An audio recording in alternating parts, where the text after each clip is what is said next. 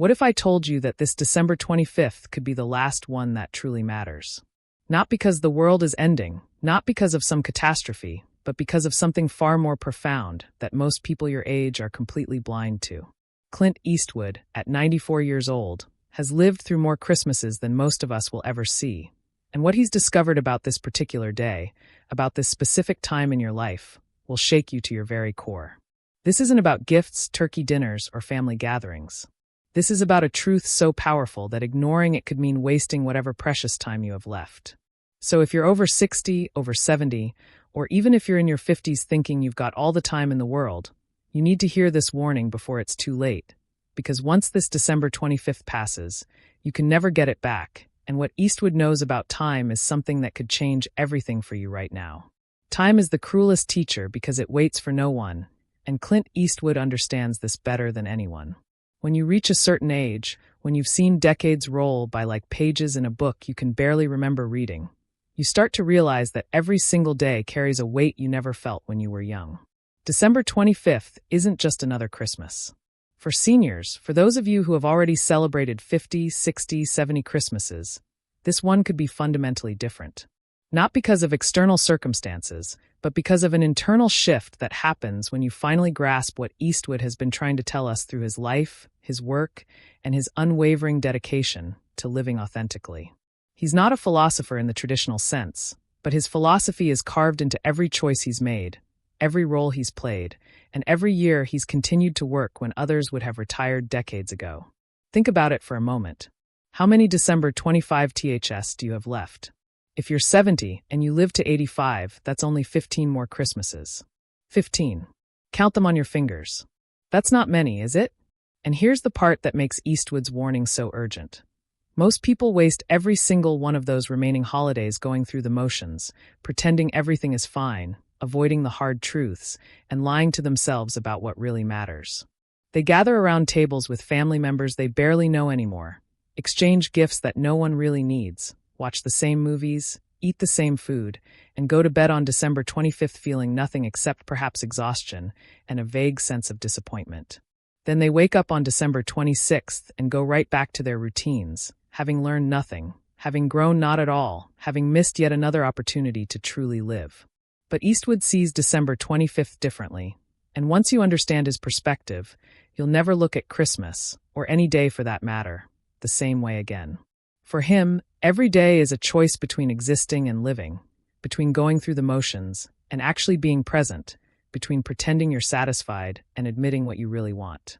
At 94, he's still directing films, still creating, still pushing himself. And that's not because he needs the money or the fame. It's because he understands something most people never learn.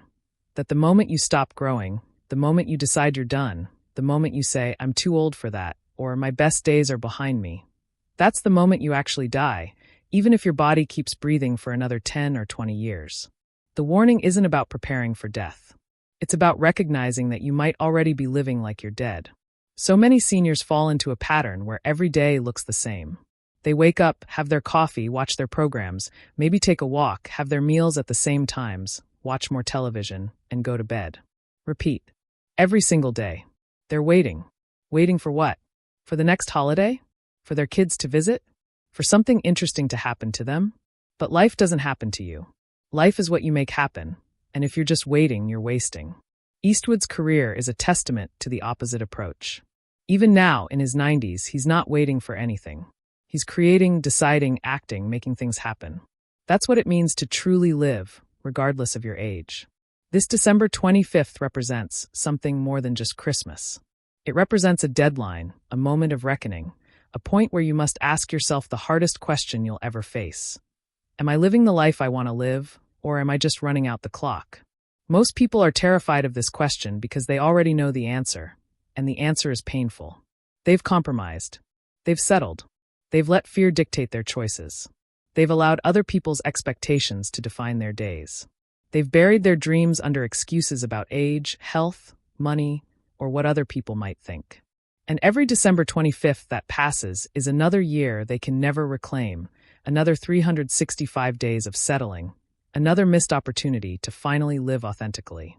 Eastwood's life shows us that authenticity is not optional if you want to truly live. From his early days playing the man with no name in spaghetti westerns to his later roles in films like Gran Torino and Cry Macho, he's always played characters who refuse to compromise who they are, even when it costs them everything. These aren't just roles. They're reflections of his personal philosophy. He doesn't take roles to please audiences or critics. He takes roles that mean something to him, that express something he wants to say about life, about aging, about dignity, about what it means to be human. And if Hollywood doesn't like it, if critics don't like it, that's their problem, not his. This is the attitude that every senior needs to adopt, not just about movies, but about life itself. Your life is not a democracy. You don't need everyone to vote on whether your choices are acceptable. You don't need your children's permission to pursue something that makes you come alive. You don't need your friends to understand why you're suddenly taking up painting, or learning piano, or traveling to places you've always wanted to see, or leaving a relationship that's been dead for years, or finally speaking your truth about things that matter to you. Eastwood never asked for permission, and look what he's accomplished. Not just in terms of awards and recognition, but in terms of personal satisfaction, continued growth, and a life lived on his own terms right up until this very moment. But here's where the warning gets really serious. If you don't change course now, if you let this December 25th pass like all the others before it, something calcifies inside you. It becomes harder and harder to change. Not because you're physically incapable, but because psychologically, emotionally, you start to believe your own excuses. You tell yourself, well, I'm 75 now, it's really too late to start anything new. And then when you're 76, you say the same thing. And at 77. And 78.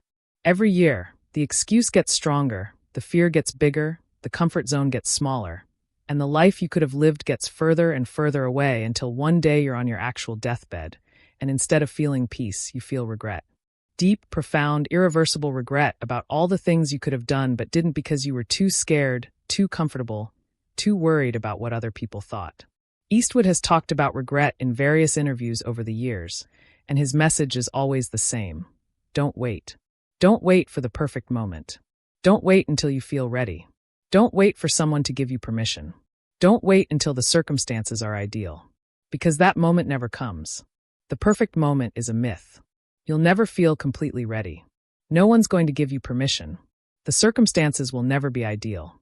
All you have is right now, this moment, this day, and the choice you make about how you're going to spend it. Are you going to spend it like you've spent all the others, or are you going to finally do something different? This December 25th is your line in the sand. It's a symbolic moment, yes, but symbols matter because they give us a concrete point of reference for abstract decisions. Instead of vaguely thinking, someday I should make some changes, you now have a specific date. December 25th. This year. That's your deadline for making a decision about how you're going to live the rest of your life, however long that may be. Not a decision about what specifically you're going to do necessarily, although that's important too, but a fundamental decision about whether you're going to keep sleepwalking through your days, or whether you're going to wake up and actually live. The sleepwalking is comfortable. That's the problem. You know what to expect. There are no surprises, no risks, no possibility of failure or embarrassment. You just keep doing what you've been doing, and every day is predictable, and predictability feels safe. But here's what Eastwood understands that most people don't. Safety is an illusion, especially as you age. You think you're playing it safe by not taking risks, but the biggest risk of all is wasting the time you have left. You can't play it safe with time because time always wins. No matter how cautious you are, no matter how much you try to avoid discomfort or risk, time is going to run out. The only question is whether you'll have truly lived before it does. And what does it mean to truly live? It's different for everyone, but there are common threads. It means doing things that challenge you, that make you grow, that require you to stretch beyond your comfort zone. It means pursuing what genuinely interests you, not what you think you should be interested in or what others expect from you. It means being honest, first with yourself and then with others, about what you want, what you need, what you believe, and what you won't tolerate anymore. It means taking responsibility for your own happiness instead of blaming circumstances, other people, or your age for why you're not satisfied. It means staying curious, staying engaged, staying hungry for experiences and knowledge and connection. It means refusing to let age become an excuse for giving up. Eastwood's filmmaking in his later years is a perfect example of this. Look at The Mule, which he directed and starred in at 88 years old. The film is about an elderly man who becomes a drug courier out of financial necessity, but also, implicitly, out of a need to feel useful, to have purpose, to be more than just an old man waiting to die. It's not a perfect film, and Eastwood would probably be the first to admit that, but it's a film that exists because he refused to stop creating. He could have retired after Million Dollar Baby, or Gran Torino, or American Sniper. He'd already cemented his legacy. He'd won multiple Oscars. He had nothing left to prove to anyone. But he kept working because the work itself is what matters to him, not the recognition or the legacy. That's the lesson for every senior watching this. The value of your life is not in your past accomplishments. It's not in what you did when you were younger, stronger, more capable. It's in what you're doing right now, today, with the abilities and time you currently have. Your legacy is being written every single day until your last breath. And if your current chapters are just blank pages or endless repetition of the same scenes, that's what people will remember. They'll remember that you gave up, that you stopped trying, that you decided your story was over long before it actually ended. But it doesn't have to be that way. You can change the narrative starting right now. This December 25th can be the turning point, the moment you look back on years from now and say, that's when I finally woke up. That's when I stopped making excuses and started actually living. What would that look like for you? Maybe it's finally leaving a relationship that's been unfulfilling for decades. Maybe it's reconnecting with a passion you abandoned when you were young because it wasn't practical. Maybe it's traveling to a place you've always dreamed of seeing. Maybe it's being honest with your adult children about issues you've been avoiding. Maybe it's standing up for yourself in situations where you've always just gone along to keep the peace. Maybe it's pursuing a creative outlet like writing, painting, music, or crafts. Maybe it's getting in better physical shape. Maybe it's learning something completely new that you've always been curious about. The specifics don't matter as much as the underlying shift in mindset. What matters is that you stop viewing yourself as someone whose life is essentially over except for the waiting. What matters is that you reclaim your agency, your power to choose, your right to prioritize your own fulfillment and growth. What matters is that you recognize that age is not a prison sentence unless you make it one. Yes, there are physical limitations. Yes, there are practical realities. But within those constraints, there's still enormous room for growth, joy, meaning, and purpose if you're willing to reach for it. Eastwood reached for it. In his 70s, 80s, and now 90s, he's continued to reach for it. And he's not some superhuman exception. He's just a man who decided that he would not let age define him, limit him, or excuse him from the ongoing work of being fully human. You can make the same decision. The only thing stopping you is fear, and fear is just a feeling. It's not a fact. It's not a prophecy. It's not a command you have to obey. It's just a feeling, and feelings change, especially when you start taking action despite them. This is where most people get stuck. They wait until they feel brave before they act, but that's backwards. You don't feel brave and then act. You act, and then you feel brave. Courage isn't the absence of fear. It's taking action even though you're afraid. And every time you do that, every time you do something that scares you a little bit, you build evidence for yourself that you're capable of more than you thought. You expand your sense of what's possible. You weaken fear's grip on your life. Over time, things that once terrified you become routine, and you find yourself capable of attempting even bigger challenges. But none of that happens if you don't start. And starting is always the hardest part, because that's when the resistance is strongest. Your mind will throw every excuse at you. Your body will feel heavy and reluctant. Other people might question you or express concern. The familiar comfort of your routine will call to you like a siren song. And on December 24th, you'll be tempted to say, maybe I'll start on January 1st instead. That's a better time for new beginnings. But that's just another delay tactic, another excuse, another way of avoiding the discomfort of change. December 25th is your deadline precisely because it's not January 1st. It's not the expected time for new beginnings, which means choosing it requires real commitment, not just riding the wave of cultural momentum around New Year's resolutions. And let's be honest about New Year's resolutions. How many have you made in your lifetime? How many have you actually kept? For most people, the answer is not many or none. Resolutions fail because they're usually superficial, they're not connected to a deeper transformation, and they're made in a moment of enthusiasm that quickly fades when the actual work begins. But what we're talking about here isn't a resolution. It's a revolution, a complete overthrow of the way you've been living, thinking, and making choices. It's not about resolving to lose 10 pounds or read more books. It's about revolutionizing your fundamental relationship with yourself, your time, and your remaining years. Eastwood's entire career has been a revolution against the conventional wisdom about aging in Hollywood. The industry is notoriously ageist, especially toward actors and even directors. Most people in Hollywood are considered washed up by their 50s. Eastwood is 94 and still working. That's not an accident. That's not luck. That's the result of a lifetime of refusing to accept other people's limitations, other people's definitions of what's possible, other people's timelines for when you should step aside and make room for the younger generation. He never stepped aside. He just kept creating, kept growing, kept contributing, and the industry had no choice but to make room for him because the quality and integrity of his work demanded attention. You have that same power in your own life, even if you're not making movies. Whatever your sphere of influence, whatever your relationships, whatever your community, you can refuse to accept the limiting beliefs about what seniors can and should do. You can be the example that challenges other people's assumptions. You can be the one who shows that 70, 80, even 90 is not the end of growth, change, and vitality. But only if you make that choice. Only if you decide that what Clint Eastwood has been modeling for decades is not just inspiring, it's actually achievable for anyone willing to do the inner and outer work required. The inner work is perhaps the most important and the most neglected. Most self-improvement focuses on external actions. Do this, join that, start this new habit, break that old one. And actions matter, absolutely. But actions without inner transformation rarely stick because the old patterns of thinking and feeling reassert themselves and pull you back to your previous behaviors. The inner work is about examining and changing your beliefs, your self-talk, your identity, and your relationship with discomfort, fear, and uncertainty. It's about recognizing the stories you tell yourself that keep you stuck and consciously choosing to tell different stories. For example, many seniors tell themselves the story that they're too old for various things. Too old to learn new technology. Too old to start a business. Too old to find new love. Too old to change careers. Too old to travel adventurously. Too old to speak up. Too old to matter. But these are just stories, not facts. There are countless examples of people doing all of these things at advanced ages. Every time you say, "I'm too old," you're not stating a fact. You're making a choice.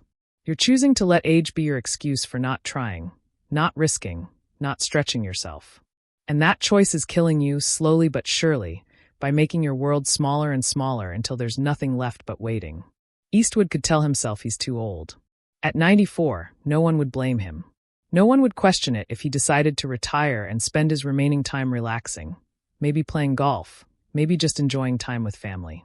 But he doesn't tell himself that story. His story is different. His story is that as long as he's alive, as long as he has something to say, as long as there's work that interests him, he's going to keep creating. Age is just a number, a biological fact that affects certain capabilities, but doesn't define who you are or what you're capable of contributing. That's the story that's allowed him to remain vital, relevant, and productive long past the age when most people have mentally checked out. What story do you need to change? What belief about yourself, about your age, about your limitations needs to be questioned and replaced? This is work you can start right now, today, this moment. You don't need anyone's permission. You don't need special equipment. You don't need to wait for the right circumstances. You just need to catch yourself when you tell yourself limiting stories and consciously choose different ones. When you think, "I'm too old to learn that," stop and reframe it. "I might learn that more slowly than I would have when I was younger, but I can still learn it if I apply myself." When you think, "My best days are behind me," stop and reframe it. "My best days are the ones where I'm fully present and engaged, and I can have more of those right now if I choose to." When you think, "It's too late for me to change," stop and reframe it. "It's not too late until I'm dead, and since I'm still breathing, I still have time to make different choices." This mental work is exhausting at first because you're fighting against decades of conditioning. Your brain has worn deep grooves of habitual thinking, and changing those patterns requires constant vigilance and effort. But just like physical exercise, it gets easier with practice. The more you catch and reframe your limiting thoughts, the more automatic it becomes, until eventually your default way of thinking has shifted. And when your thinking shifts, your feelings shift. And when your feelings shift, your actions shift. And when your actions shift, your life shifts. It's all connected, but it starts with thought. Eastwood's characters often embody this kind of mental toughness. Think of William Money in Unforgiven, a retired gunfighter who has to confront his past and make difficult choices about who he is and what he's capable of. Think of Walt Kowalski in Gran Torino, a bitter, isolated veteran who finds purpose and redemption by connecting with his Hmong neighbors and protecting them from gang violence. Think of Mike Milo in Cry Macho, an aging rodeo star who takes on one more job and discovers that he still has value, still has something to offer, still matters. These characters are not young. They're not at the peak of their physical powers. But they have something more important. They have clarity about what matters, they have the courage to act on that clarity, and they have the wisdom that comes from having lived long enough to know what's real and what's bullshit. That's the advantage of age, if you use it correctly.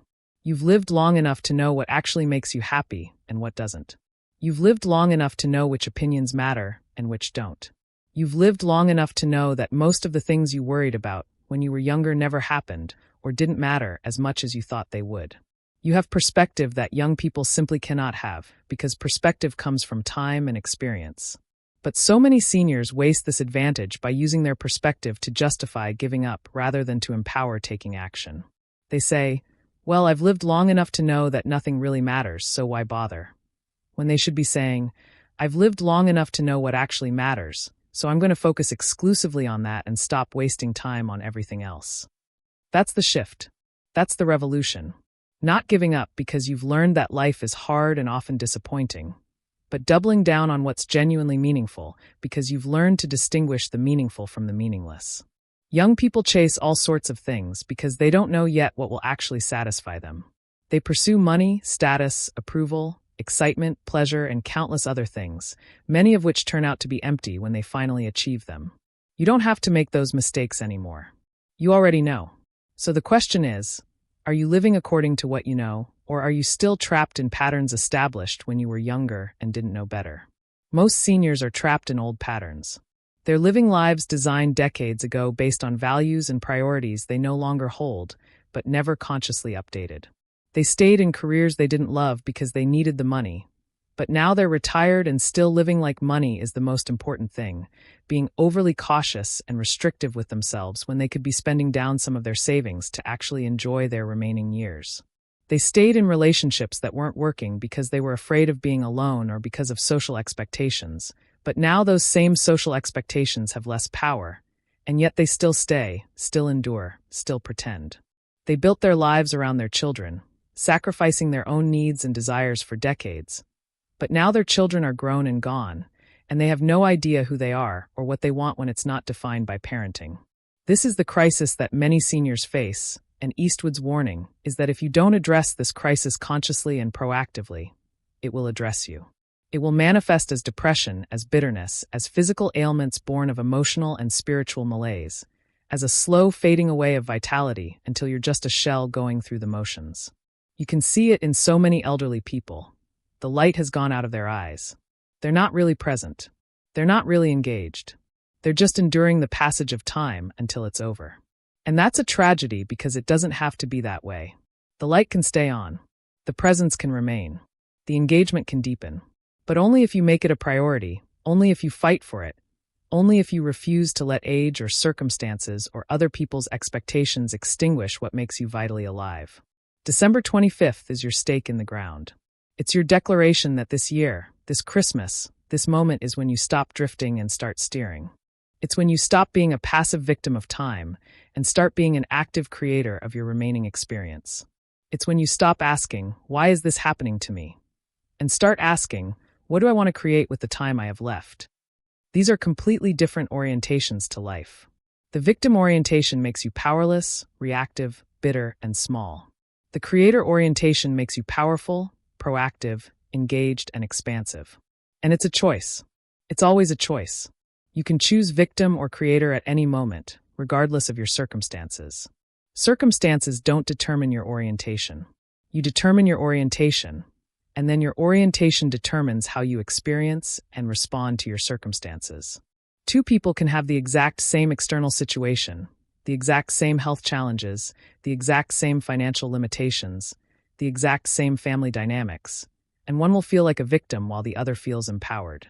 The difference is entirely in how they're thinking about and relating to their situation. The victim says, "I can't because," and lists all the limitations. The creator says, "How can I give in?" and looks for possibilities within the limitations. Eastwood's character in Cry Macho is a perfect illustration of this. Mike Milo is broke, his body is breaking down, he's been discarded by the rodeo world that once celebrated him, and he's offered a job that seems impossible. Go to Mexico and retrieve his former boss's teenage son from his criminal mother.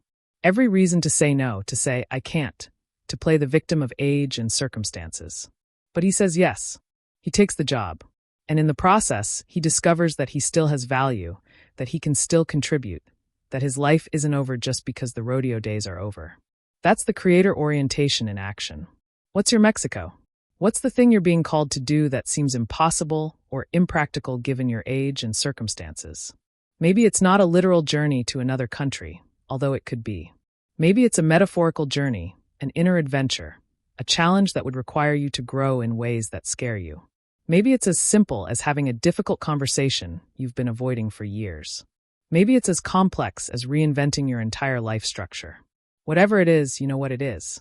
There's something that's been tugging at you, whispering to you, calling to you, and you've been ignoring it or dismissing it or promising yourself you'll get to it someday. December 25th is your deadline for answering that call. Because here's the truth that Eastwood knows and most people ignore. Someday is not a day of the week. Someday never comes. Someday is what you tell yourself to make yourself feel better about not acting today. It's a lie, a comfortable lie, but a lie nonetheless. The only day you ever have is today. This day. Right now. Tomorrow is not guaranteed, and even if it comes, it will arrive as another today, another present moment in which you'll have to decide whether to act or to postpone to another someday that will never actually come. This is why December 25th matters. It transforms someday into this day, making it concrete, making it real, making it impossible to wiggle out of with vague promises to yourself about a future that may never arrive. And if you're thinking, "But I don't know what to do, I don't have a clear call or challenge," then your call is to get clear. Your challenge is to stop sleepwalking and start examining your life consciously. Spend time in reflection. Ask yourself hard questions. What brings me joy? What drains me? What do I value most? What do I want to be remembered for? What would I regret not doing if I died tomorrow? What am I tolerating that I shouldn't? What am I avoiding that I should face? What old story about myself needs to be retired? What new possibility wants to emerge? These questions won't answer themselves. You have to actually sit with them, write about them, think about them, be honest about them. Most people avoid this kind of reflection because they're afraid of what they'll discover. They're afraid they'll realize they've wasted years, made wrong choices, hurt people who mattered, become someone they don't respect. And those realizations are painful, no question. But avoiding them doesn't make them less true. It just keeps you trapped in patterns that continue to generate the same unsatisfying results. The only way out is through. The only way to change is to first acknowledge what needs changing. The only way to become who you want to be is to first admit who you've been. And that takes courage, the same kind of courage that Eastwood's characters consistently demonstrate when they confront their own histories, their own failures, their own shadows. In Unforgiven, William Money has to confront the fact that he was a killer, that he did terrible things, that he can't simply outrun his past by becoming a pig farmer and pretending to be someone else. In Gran Torino, Walt Kowalski has to confront his racism, his anger, his inability to connect with his own family, and his role in perpetuating violence. In The Mule, Earl Stone has to confront the fact that he was a terrible father and husband, that he prioritized his work and his hobbies over his family, and that he's now alone because of choices he made. These confrontations are painful for the characters, but they're also necessary for any kind of growth or redemption. The same is true for you. What do you need to confront about yourself, about your choices, about how you've lived? This isn't about self-flagellation or drowning in guilt. It's about honest assessment, taking responsibility, and deciding that moving forward, you're going to do better. You're going to be better. You're going to align your actions with your values instead of compromising constantly. You're going to speak your truth instead of swallowing it to keep the peace. You're going to pursue what matters instead of settling for what's easy. You're going to show up fully instead of hiding parts of yourself. You're going to live authentically instead of performing a role that others expect. Authenticity is perhaps the most important theme in all of Eastwood's work, and it's the quality that he embodies in his own life. He doesn't try to be what Hollywood wants him to be. He doesn't try to be what audiences expect. He doesn't try to be what critics demand. He's just himself, direct, economical with words, focused on work and results rather than image and publicity, committed to his vision even when it's unfashionable. That authenticity has sometimes cost him. Some of his films have been controversial.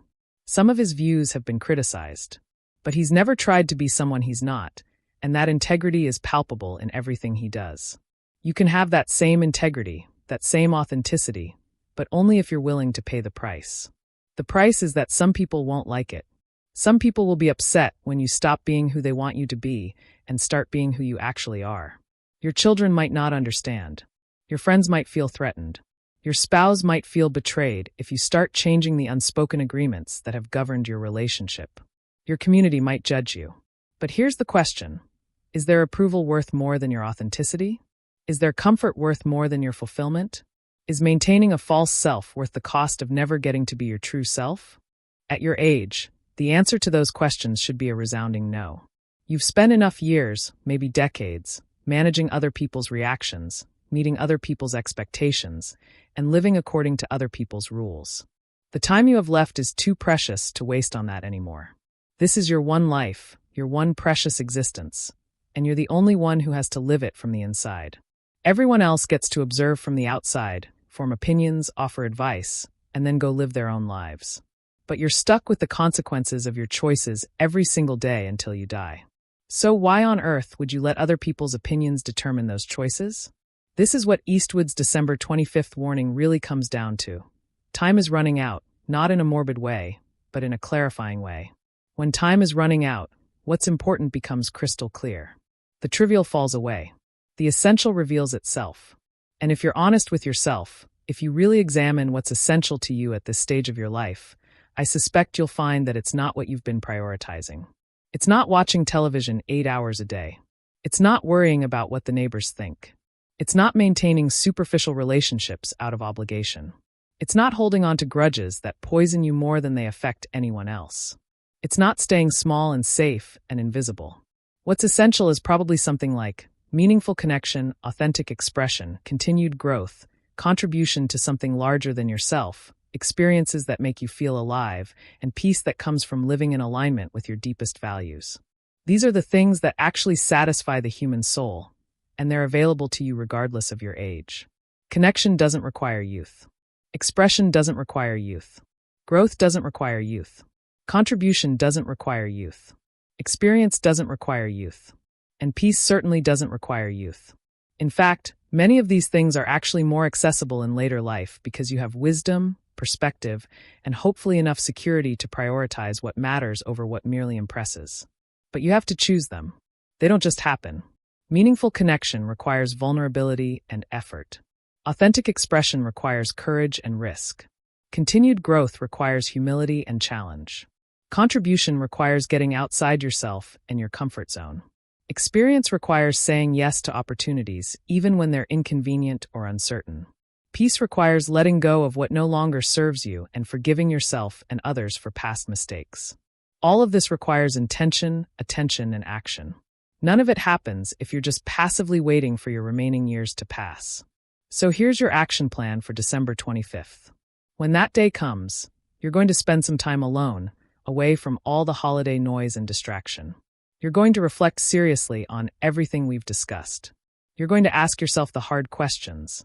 Am I living the life I want to live? Am I being who I want to be? What needs to change? What's one concrete step I can take immediately to start living more authentically, more fully, more alive? And then you're going to commit to that step. Not try. Not hope to. Not maybe. Commit. Make a promise to yourself that you absolutely will keep, and then keep it. And then make another promise, and keep that one too. Build a track record with yourself of being someone who does what they say they're going to do, who follows through, who can be trusted to act on their own behalf. This is how you rebuild your life at any age. Not with grand gestures or perfect plans, but with small, consistent actions that align with who you want to be and how you want to live. Every action either reinforces your old patterns or creates new ones. Every choice either keeps you stuck or moves you forward. Every day either looks like all the days before it or introduces something new, something different, something that signals that change is underway. And change is underway when you decide it is, not when circumstances force it on you. Eastwood has never waited for circumstances to force change. He's always been proactive, always been the agent of his own evolution. From actor to director, from westerns to dramas to biopics, from young tough guy to elder statesman, he's continuously reinvented himself while somehow remaining essentially himself. That's the balance, evolving without losing your core identity, growing without abandoning what makes you you, changing without becoming unrecognizable to yourself. It's a delicate balance, but it's achievable, and the result is a life that keeps expanding rather than contracting, that keeps opening rather than closing, that keeps reaching rather than retreating. Your life can expand too. It's not over. It's not too late. You're not too old. These are lies that keep you imprisoned in a life that's smaller than the one you could be living. The truth is that every day you wake up is another opportunity. Every breath is another chance.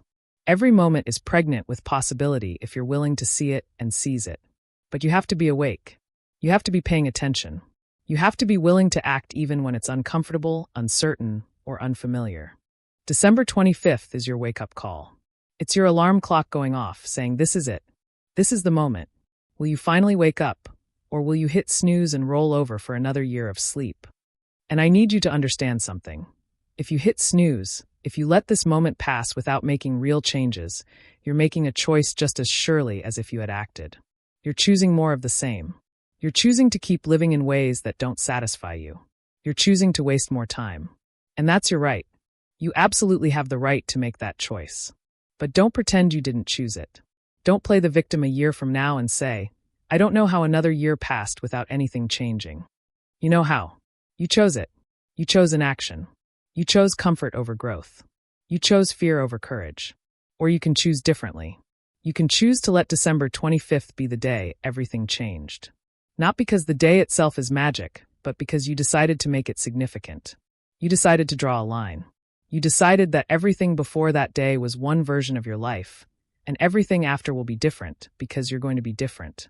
You're going to be more honest, more courageous, more authentic, more engaged, more alive. And that decision, that commitment, that choice is what transforms an ordinary day into a pivot point around which your entire remaining life will turn.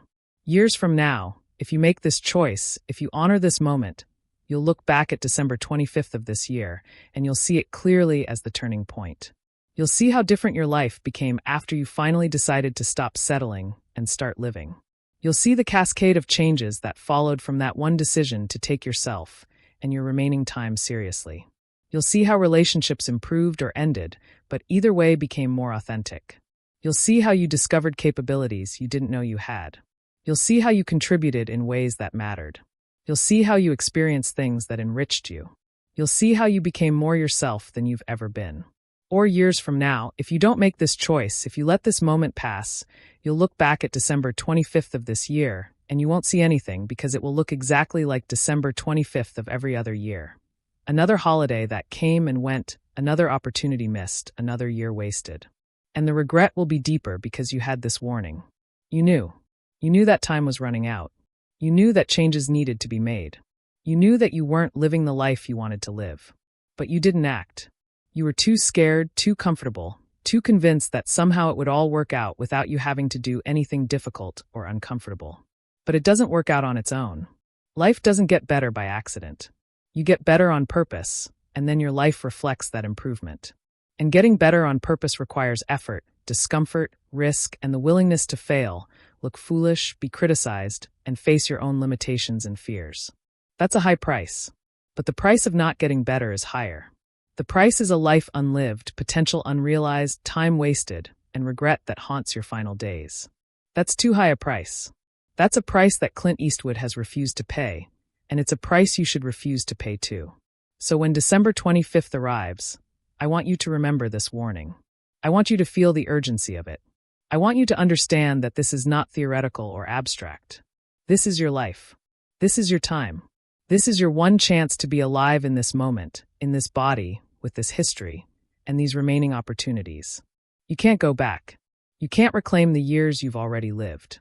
You can't undo the mistakes you've already made. But you can decide how you're going to live from this moment forward. That power is always available to you. That choice is always in your hands. No one can make it for you. No one can take it from you. It's yours. And when you make that choice, when you really commit to living authentically and fully for whatever time you have left, something shifts. You'll feel it. It's like a weight lifting, a fog clearing, a door opening. It's the feeling of coming back to life after a long period of just existing. It's the feeling of possibility, of agency, of hope not in some vague future, but in the present moment and your power to shape it. It's the feeling of being real again, of mattering again, of having something to wake up for again. That feeling is what Eastwood has maintained throughout his long life. And it's available to you too if you're willing to do what's required to access it. The requirement is simple but not easy. Be honest, be brave, be yourself, be engaged, be present, be willing to grow, be willing to change, be willing to let go of what no longer serves you, be willing to reach for what calls to you even if you're not sure you can grasp it. Be willing to live as if your life matters, because it does. It matters to you, and that should be enough. You don't need to change the world or leave a legacy that historians will remember. You just need to live in a way that satisfies your own soul, that allows you to lay your head down each night knowing that you showed up today, you tried today, you were real today, you lived today. That's all life really asks of us, to show up, to try, to be real, to live. Not to be perfect, not to have all the answers, not to never struggle or fail. Just to keep engaging, keep growing, keep reaching for the next thing that will help us become more fully ourselves. Eastwood has shown us what that looks like over decades. He's shown us that it's possible to keep growing, keep creating, keep contributing well into your 90s. He's shown us that age is not the prison we make it out to be if we refuse to be imprisoned. He's shown us that every day is an opportunity to live more fully if we choose to see it that way and act accordingly. Now it's your turn. December 25th is coming. It will be here before you know it. And when it arrives, you'll have a choice to make. Will this be another December 25th that passes like all the others? Or will this be the December 25th that changes everything? Will you keep sleepwalking, or will you finally wake up? Will you keep settling, or will you start living? Will you keep being afraid, or will you be brave? The choice is yours. It's always been yours. And the time to make it is running out. Not because death is imminent necessarily, but because every day you delay is another day you can never get back. So don't delay. Don't wait. Don't make excuses. Just decide. Decide right now that December 25th will be your turning point. Decide that you're done wasting time. Decide that your remaining years, however many or few they may be, will be lived on your terms, according to your values, in pursuit of what actually matters to you. Make that decision, commit to it completely, and then act on it when the day comes. That's Clint Eastwood's warning. That's the message every senior needs to hear. That's what will determine whether your final chapters are ones of regret or fulfillment. The pen is in your hand. The page is waiting. What will you write?